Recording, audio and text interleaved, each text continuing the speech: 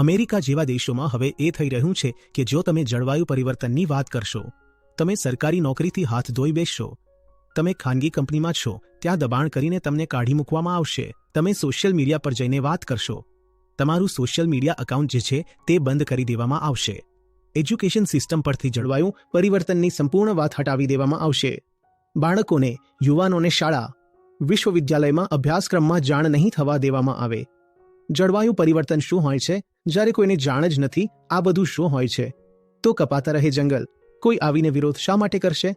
આ આપણે જોઈ જ નથી શકતા કે આપણે જે યુગમાં હવે જીવી રહ્યા છે, જે વર્ષોમાં આપણે જીવી રહ્યા છે તે ભયંકર અને સામૂહિક વિનાશના છે.